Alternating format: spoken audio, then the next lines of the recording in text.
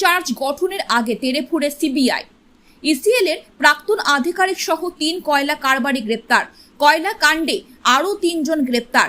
ওই 3 জনকে তোলা হলো আসানসোল সিবিআই আদালতে। মঙ্গলবার কলকাতার নিজাম প্যালেসে সিবিআই জিজ্ঞাসাবাদের জন্য ডেকে পাঠিয়েছিল ইসিএল এর প্রাক্তন জিএম অমিত কুমার ধর ও 2 কয়লা কারবারি বাপি ঠাকুর, বিদ্যাসাগর দাসকে।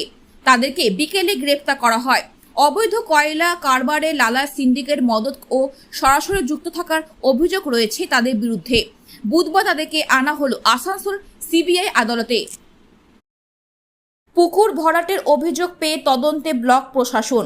ঘটনা সালানপুর ব্লকের অন্তর্গত রূপনারায়ণপুর অঞ্চলে মানুষরা দিন কয়েক আগে ব্লক প্রশাসনের কাছে এক অভিযোগ তুলে আনে, যেখানে ব্লক প্রশাসনকে জানানো হয় রূপনারায়ণপুর রেল ব্রিজের নিচে জমিতে পুকুর ভরাট করা হচ্ছে।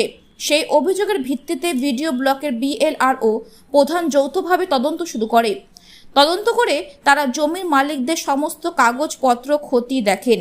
তারপর তারা জানতে পারেন এই জমিতে রেকর্ড রয়েছে, এখানে কোনো পুকুরের রেকর্ড নেই।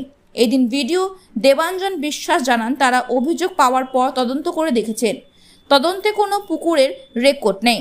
সমস্ত দিক আমরা খতিয়ে দেখেছি, এটা একটা বাইর জমি, এতে পুকুরের কোনো রেকর্ড নেই। রূপনারায়ণপুর মৌজার JL নম্বর 36 দাগ নম্বর 198 এর যে জমিটি রয়েছে সেটি মিলন কান্তি হালদার নামক এক ব্যক্তির নিজস্ব জমি।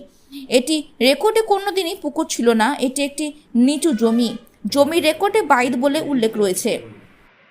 আমাদের কাছে ইনফরমেশনটা এসেছে, আমরা সেখানে ইনকোয়ারি টিম পাঠিয়েছিলাম।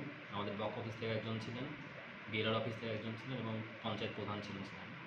এবং সেখানে দেখা গেছে যে জমি নিয়ে অভিযোগটা এসেছে সেই জমিটা হলো বাইদ শ্রেণীর অন্তর্ভুক্ত। তো এটা যে পুকুর ভরাট সেই অভিযোগটা সত্য নয়, as per enquiry report of BLR.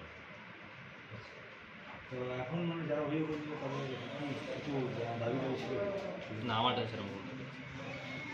মানে এখন জানা যাচ্ছে ওটা পুকুর ছিল না, ওটা এমনি নরমাল বাইক জমি ছিল as per enquiry report of আচ্ছা। বিএলআর। প্লট নাম্বার হলো 198,